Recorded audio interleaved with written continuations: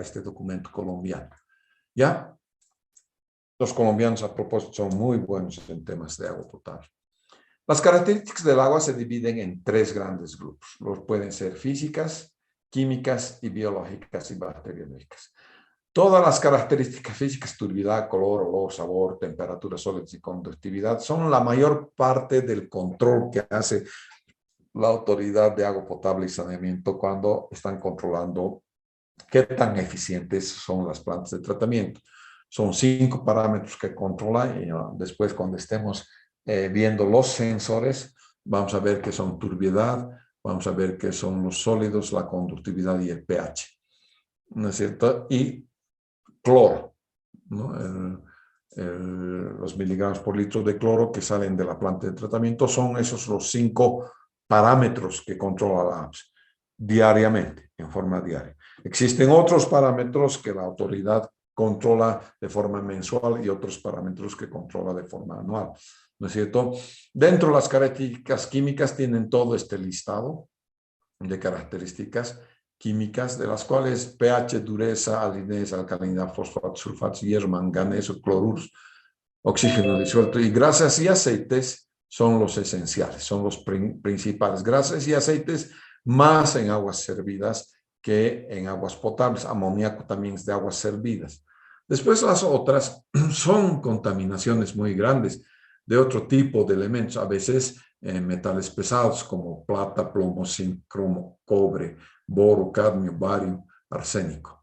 Nitratos también hacemos, normalmente es parte de un análisis básico porque vemos los nitratos y los nitritos. Eso me indica si la contaminación es de ahora o es más bien anterior, porque los nitritos que son NO2 ganan un oxígeno en el tiempo y se convierten en nitratos, entonces te pueden decir si es la contaminación debido al día de hoy o si no que ha pasado algún tiempo. Pesticidas, ¿no? Espero que no tengan pesticidas. Antes la ley 333 tenía algunos límites muy bajos de pesticidas, pero hoy en día eso han cambiado y han cambiado a 0. No hay ninguna manera de que tú puedas usar pesticidas en el agua. Algunos pesticidas que están prohibidos son el Aldrin, Dieldrin, DDT. Entonces son venenos al cuerpo humano. La desventaja de eso es que son de orden acumulativo, como no son biodegradables. Si tú todos los días tomas agua con, por ejemplo, arsénico, tú vas y eso ocurre normalmente en la cordillera oriental de nuestro país, ¿no es cierto? Esas aguas contienen arsénico, hay que tratarlas, las aguas antes de que sean potables. Y el primero de los aspectos sanitarios es que tus uñitas se van a volver negras, no porque seas mugrecito, sino porque tu contaminación con arsénico es tal que ha decolorado las uñas a un color negro, ¿no es cierto? Y va a llegar un momento que te vas a morir porque el arsénico es un veneno, ¿no es cierto? Entonces, como no lo puedes biodegradar, vas cada vez aumentando y aumentando y aumentando la cantidad de arsénico. Dentro de las características biológicas y microbiológicas, lo principal son los coliformes totales y fecales, que son los indicadores por excelencia de, digamos, la contaminación. Es decir, el coliforme es un bichito que vive en todo animal de sangre caliente, por lo tanto, compartimos nosotros con los animales de sangre caliente los coliformes. Y cada vez que entramos al baño, decimos adiós a 10 a las 7 de estas sustancias. Veamos algunas características físico-químicas. La primera de ellas, y quizás la principal de ellas, es la turbidez. Porque en base a la turbidez vamos a hacer absolutamente todos los análisis de agua y vamos a determinar los parámetros bajo los cuales vamos a hacer el diseño de las plantas de tratamiento.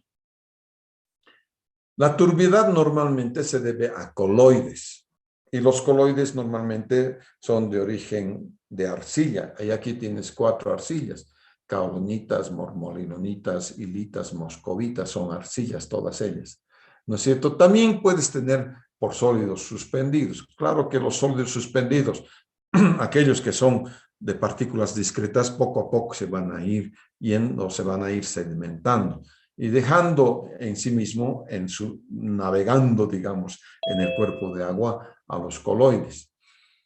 Una de las propiedades esenciales de los coloides es su área específica. Y el área específica de una partícula coloidal puede ir desde 30 metros cuadrados hasta 2.83 hectáreas. Eso quiere decir que es más poderoso que un transatlántico. El coloide no lo puedes hundir, porque es tan chiquitito y tanta área específica tiene. Y esto se puede comparar con los que hacen natación. Si te paras en una piscina, te vas a ir al fondo.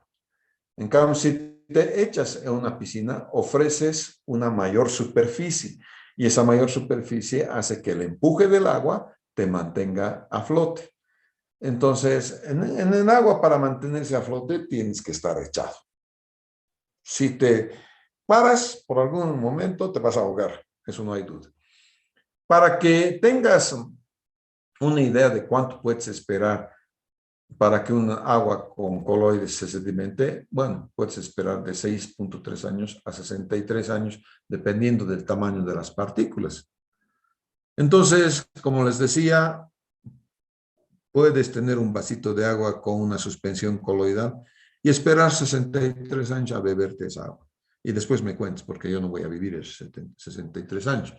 Entonces, tienes que tomar otra de las particularidades de los coloides para poder romper esa doble capa que tienen. ¿No? Tienen una doble capa bajo la cual las partículas positivas y las partículas negativas se rechazan unas a otras, generando lo que se llama un movimiento browniano. Entonces, si uno mira al microscopio esos rechazos, parece ser que esta materia que es inerte se moviese, y en realidad no se está moviendo, en realidad es el movimiento browniano que tiene. Una de las características principales de los coloides es que estos son capaces de dispersar la luz. Y es este efecto Tyndall-Faraday que es utilizado por un aparatito que se llama nefelómetro. Y el nefelómetro lo que hace es medir esa dispersión de luz. Entonces, lo que se hace entonces es calibrar una solución inerte de dióxido de silicio de 1 miligramo por litro, ¿no es cierto?, que da una unidad de turbidez. Entonces, la calibras. Esa unidad viene en un frasquito cerrado, frasquito cuadrado más bien larguito, ¿no es cierto?, que está cerrado. Y entonces en otro frasquito cuadrado echas hasta la raya, ¿no es cierto?, la muestra después de haber batido la muestra, echas la muestra en este frasquito. Entonces primero echas la muestra patrón, calibras el nefelómetro, sacas la muestra patrón, metes el frasquito donde has preparado con agua y enseguida el nefelómetro te da cuántas unidades de turbidez tiene el agua que tú estás viendo. A veces no te da. A veces es tan turbia el agua que tienes que hacer diluciones, ¿no es cierto? Entonces haces las diluciones y tienes que tomar en cuenta para el reporte de las unidades de turbidez cuántas veces has diluido el agua con agua tridestilada, ¿no es cierto? Y entonces vas a ver cuántas son entonces las unidades de turbidez que tu agua tiene. ¿Qué significado sanitario tiene la turbidez? Nadie va a tomar agua turbia. No creo que usted, ni yo, ni ustedes, nadie toma agua turbia. Solamente los animales toman agua turbia. A menos que estés en una situación tal que, pucha, no hay más agua a unos 30 kilómetros alrededor tuyo y te estás muriendo. Entonces tomas agua y si te da disentería, de todos modos te vas a morir, ¿no es cierto? Entonces hay que ver, siempre hay que ver de un poquito filtrar las aguas. Un segundito, por favor.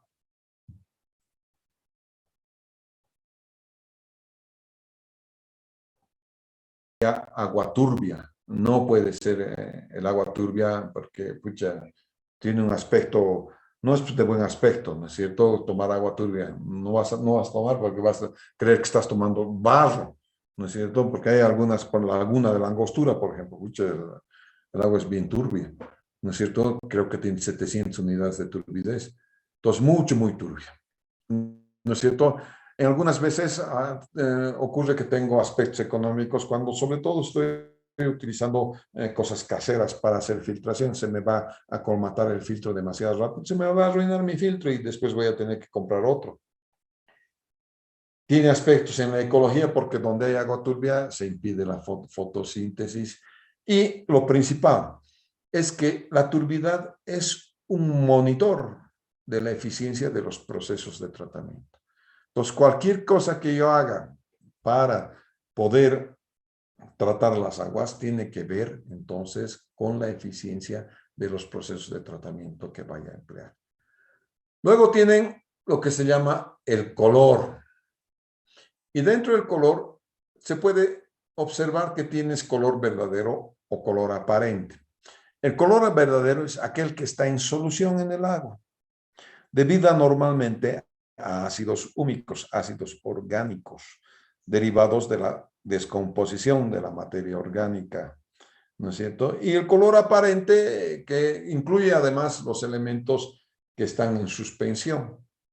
Entonces, yo puedo deshacerme del color aparente rápidamente a través de una coagulación, floculación y sedimentación y además filtración. Pero es muy difícil que me deshaga del color verdadero. Quizás con la filtración pueda tener algún éxito, ¿no es cierto? El color lo se mide también con un disco de color. Entonces, en un disco hay como 10 colorcitos y es por comparación que se hace, ¿no es cierto? Vas rotando el disco hasta que el disco y tu muestra de agua tienen el mismo color y tú dices, esto tiene tantos miligramos por litro de color. Y el color se lo mide con miligramos por litro de platino cobalto. Ya, esa es la unidad de medición del color. ¿Qué significado sanitario tiene? El mismo significado sanitario que tiene la turbidez. Aquí si esto bien dice 75 unidades de color, para nuestra norma no es así. La norma 512 que después les voy a ofrecer, les voy a mostrar, tiene 15 unidades de color. Entonces aquí diferimos mucho. Probablemente aquí haya un error de typeo. Esto va a ser 15 unidades de color. ¿Cómo remueves? Como les decía, es muy difícil remover. Ya tienes que utilizar métodos químicos, por ejemplo, con permanganato de potasio, con coagulación por paso a través de leche de carbón activado, por filtración con antracita. Ahora bien, normalmente este señor hace sus filtros con lecho dual, arena antracita. Y no solamente es por el tema de color, sino por el tema de sabor y olor. La antracita atrapa esas cosas. Y entonces es eso lo que me permite sacar el sabor y olor. El olor y el sabor, que es la próxima característica física, son características que se llaman organolépticas. Quiere decir que son captadas por los sentidos, ya sea la vista o el gusto. ¿No es cierto? Entonces, esta palabrita, ¿no? A lo que huele sabe. Entonces, dígame si huele a caca, ¿a qué sabe? ¿No es cierto? Entonces, yo nunca he tomado, pero de repente usted sí, no sé. Hay que ver.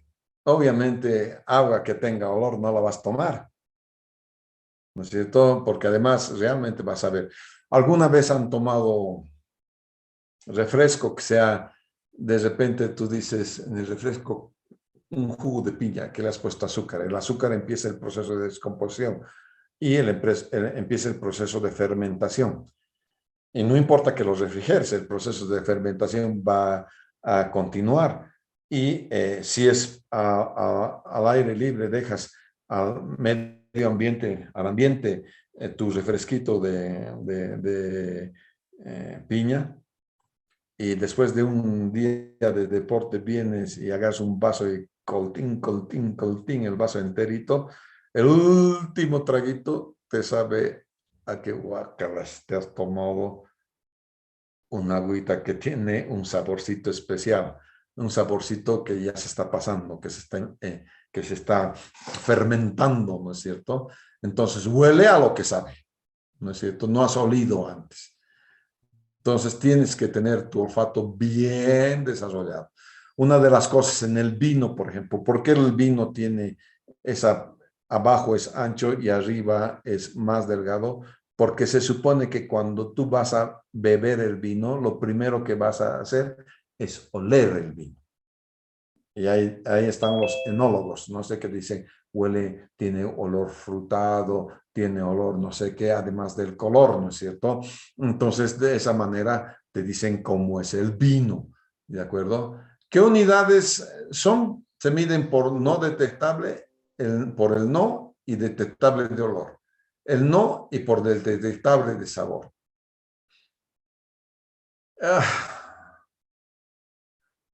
Nuestra norma tiene una otra cosa que es el olor o el sabor umbral.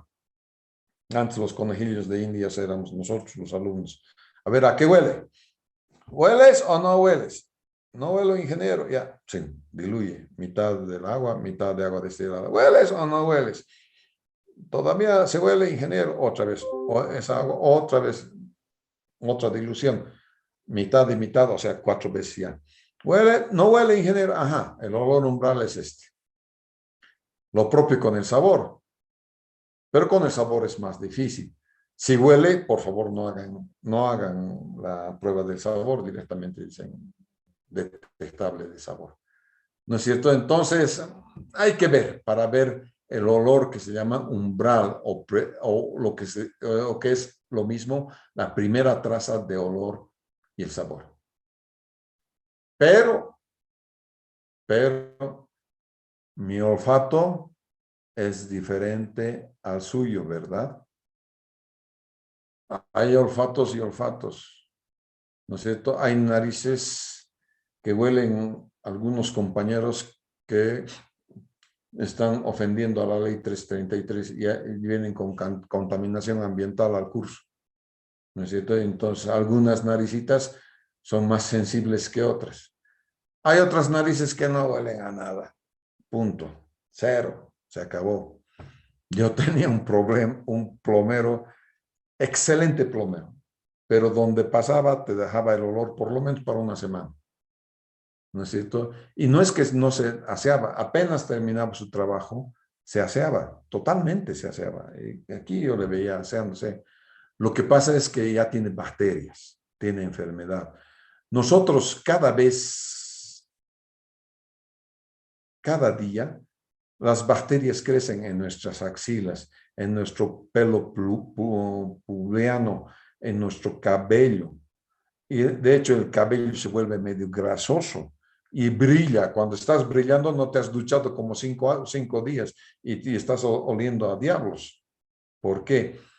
Porque los procesos de descomposición de la materia orgánica comienzan a los 30 minutos.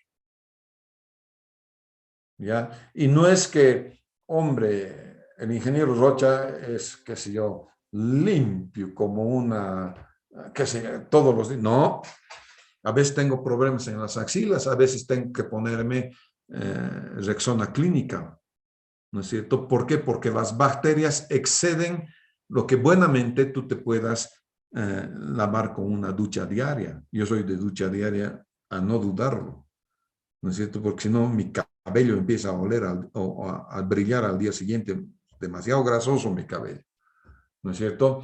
Y las chicas, por favor, tienen que tomar en cuenta mucho eso. Cuando estamos bailando apechugada con una chica, nuestra nariz está junto a tu cabeza.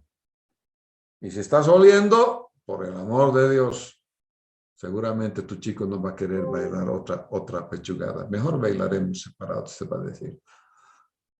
Entonces, el significado sanitario es una medida de la calidad del agua para evitar rechazo de los consumidores. Razones estéticas, indicador de contaminación. Entonces,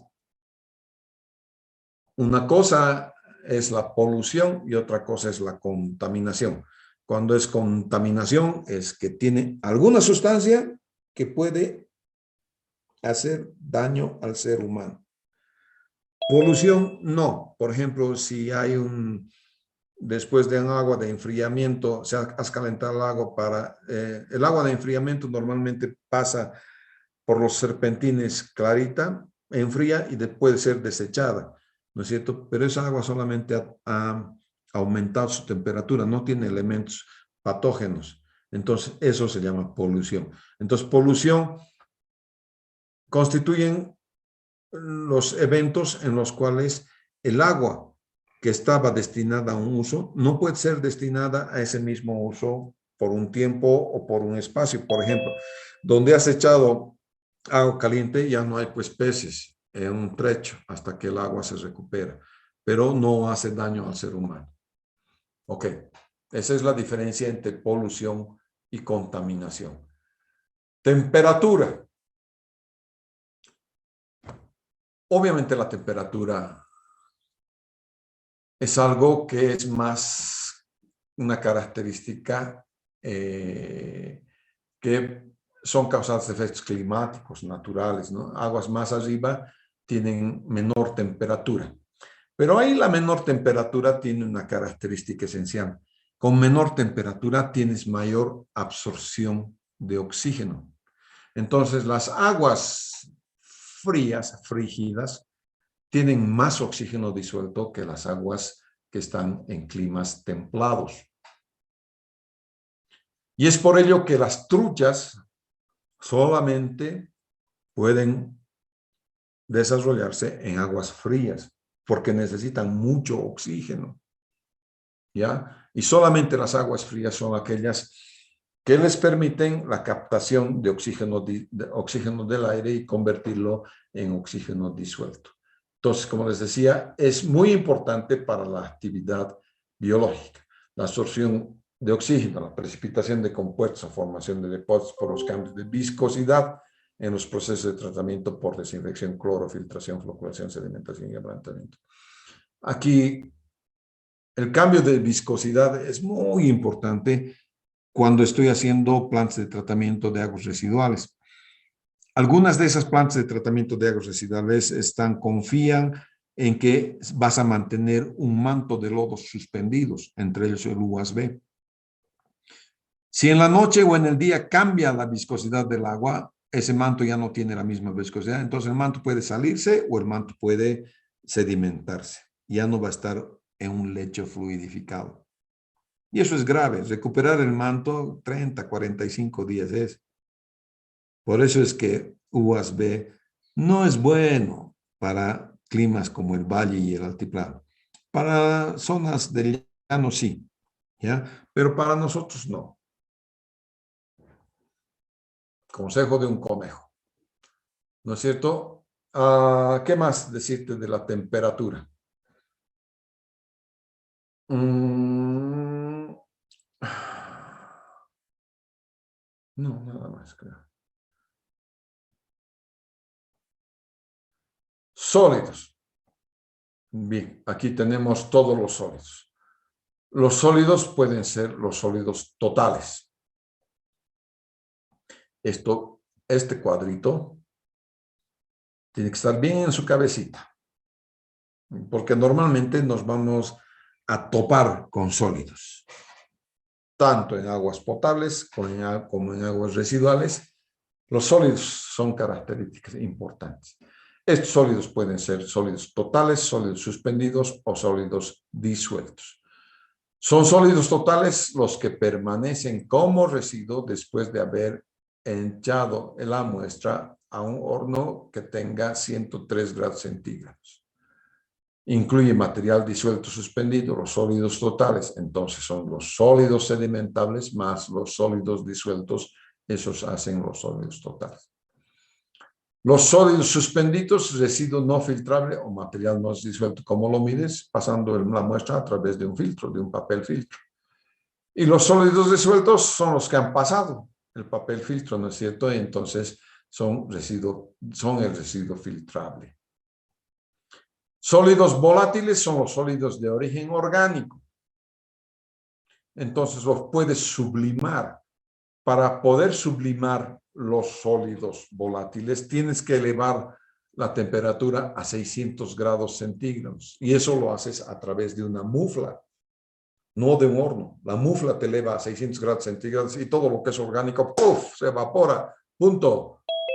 ¿No es cierto? Si quieres cometer el perfecto asesinato, después lo vas a meter a tu cadáver a una mufla, ¡puf!, se va a evaporar. Ni huesos quedan. Cero, se evapora, todo es vapor. ¿No es cierto? Entonces, esos son pero tienes que tener a 600 grados centígrados. No hay eso. ¿No es cierto? Creo que los hornos de cremación están un poco más allá de los 103 grados centígrados. No se interpreta en términos de materia orgánica, ¿no es cierto? Y los sólidos fijos son el residuo después de la calcinación, ¿no es cierto? Representan la muestra de la materia. Voy a calcinar y lo que queda, entonces, es la materia inorgánica. Entonces, los sólidos totales son todos, ¿no es cierto? Son todos, los suspendidos y los disueltos. Estos son los sólidos totales, filtrables, los volátiles.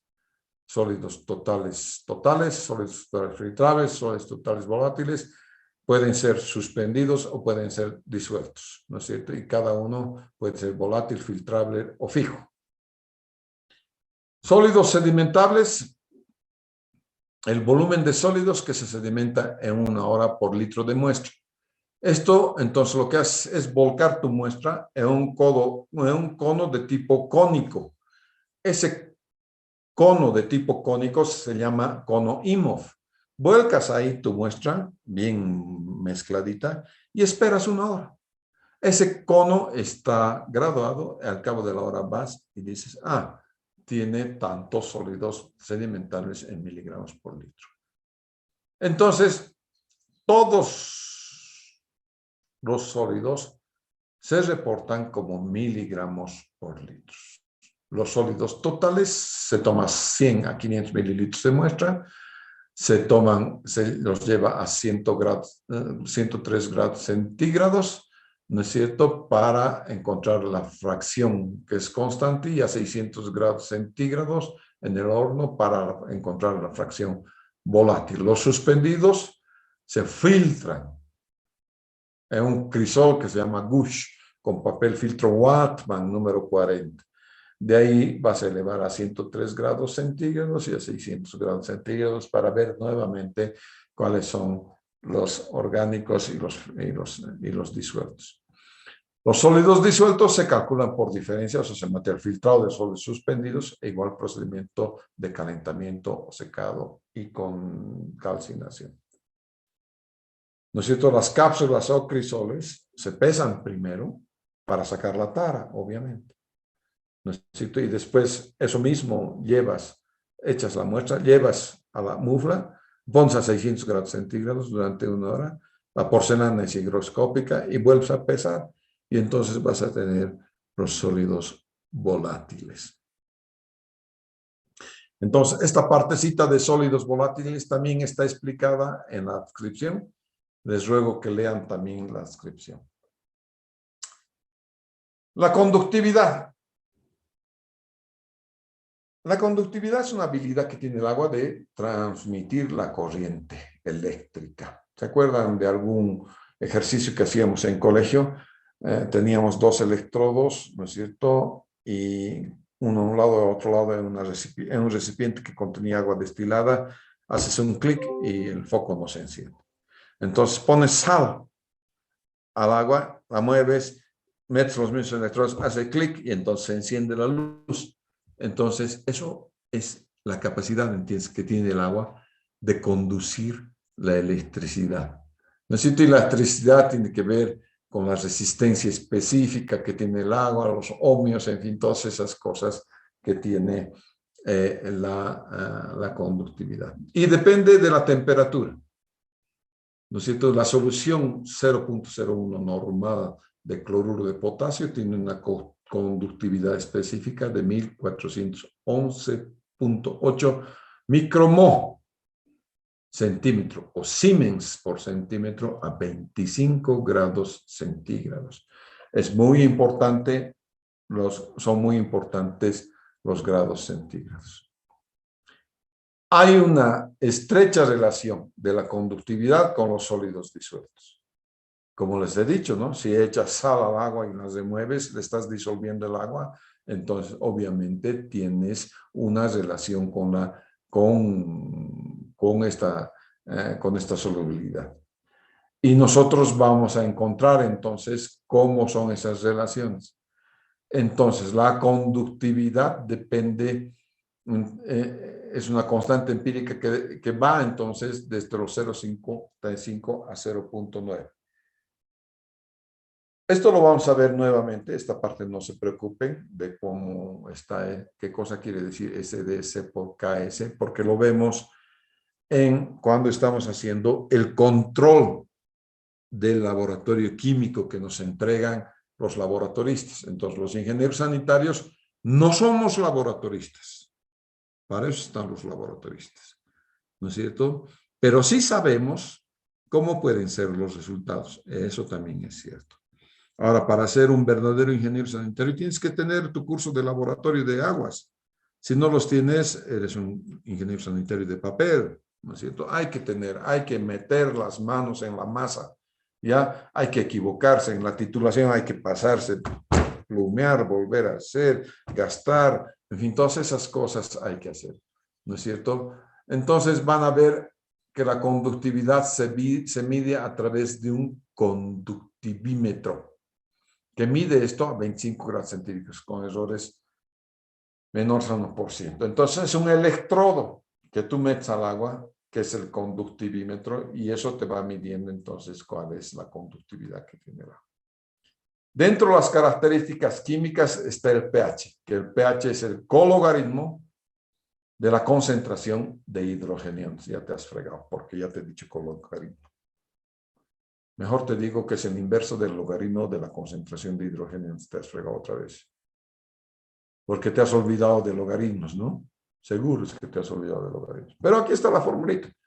pH es el inverso de la concentración de hidrogeniones. A mayor concentración de hidrogeniones es menor el pH. O sea, más ácidos tienes, el pH es más bajo. Menos H's tienes, el pH es más alto, más básico. Estás en el rango básico. No es una medida de la acidez ni de la alcalinidad. Para eso hay una prueba específica que se llama acidez o una prueba específica que se llama alcalinidad, ¿no es cierto? Para ver entonces cuál sería el rango de pH. La escala entonces del pH va de 0 a 14, 7 es la neutralidad. Rangos bajos son rangos ácidos, rangos altos son rangos básicos, ¿no es cierto? Todos están afectados por los hidrogeniones. Como les he dicho, el pH no es una medida de acidez o la alcalinidad, ¿no es cierto? Entonces, ¿qué significado sanitario tiene? Importante en la coagulación y en la desinfección. ¿Ya? Entonces, el pH, ya vamos a ver cuando estemos haciendo los ensayos de laboratorio para coagulación o floculación, vamos a tener una parte que me está controlando el pH y la conductividad. Porque la conductividad para agua potable tienes que tener conductividad. Porque el sulfato de aluminio va a reaccionar con la conductividad del agua, se va a comer la conductividad del agua. Por lo tanto, si no tienes conductividad en el agua, el sulfato de aluminio no le hace ni cosquillas al agua y no vas a tener entonces ningún tratamiento. Por lo tanto, el pH es importante. Y varías el pH cuando has echado sulfato de aluminio, ha disminuido el pH. Y para que el agua sea palatable, según nuestra norma, tienes que tener un rango, creo que de 6 a 8. ¿Ya? Para que estés. En la desinfección, como en la desinfección estoy aumentando hidrógeno, porque es el hipoclorito de calcio, se disocia en ácido hipocloroso, HCl. Entonces, estás aumentando, y esa es la sustancia desinfectante, HCl más el ion hipoclorito. Entonces, ese HCl es el importante, pero estás aumentando hidrógenos. Quiere decir que el agua se va va a entrar va a tener menor pH, va a disminuir el pH, ¿de acuerdo? Este es el ácido hipocloroso que se disocia además en hidrógeno e ion hipoclorito, ¿de acuerdo? Y entonces conforme tengas más o menos ácido hipocloroso, ¿no es cierto? Vas a tener más o menos disociación en hidrógenos e ion hipoclorito. Entonces, eso es en la desinfección y en la coagulación. Entonces, no hay un valor de pH para el cual el proceso es más eficiente, pero sí controlamos el pH, ¿ya? Sí controlamos el pH cuando tengo que hacer un control, un ablandamiento, y es vital para los procesos anaerobios o aerobios. Si cuando estoy haciendo digestión anaerobia en procesos de plantas de tratamiento, varías el pH, se te mueren tus bacterias anaerobias, muchachos. Y eso es muy grave. Quiere decir que el proceso anaerobio tal cual lo has concebido no funciona. Y eso es muy grave. ¿Ya? Vamos a ver la acidez. La acidez es la capacidad que tiene el agua de neutralizar un ácido. No, esa es la alcalinidad. La acidez es la capacidad para donar protones.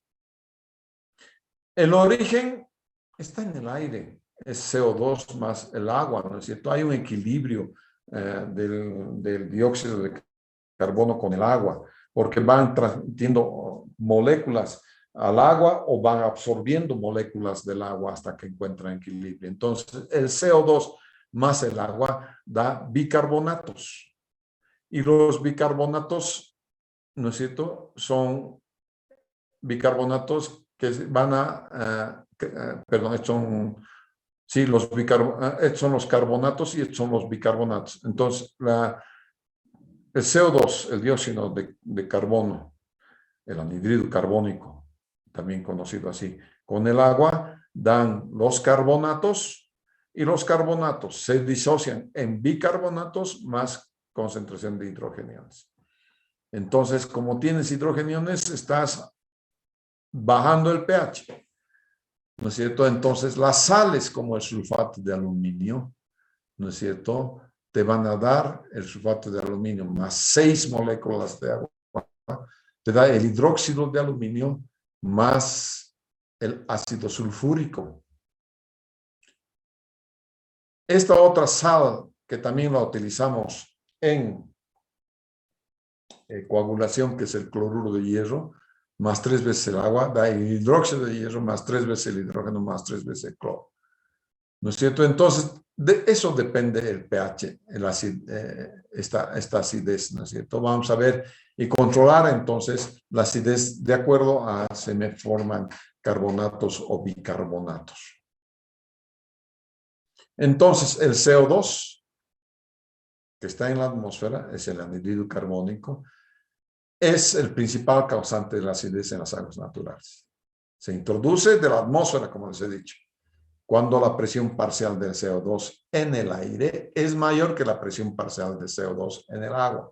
Por lo tanto, siempre hay del agua a la atmósfera, de la atmósfera al agua, hasta que encuentran equilibrio, de tal manera que las partículas de CO2 que entran son las mismas que salen. Entonces, estamos diciendo que el agua, la solución acuosa, está en equilibrio. La neutralización, un punto final de estequiométrico, solo se obtiene cuando el pH es 8.5. Entonces,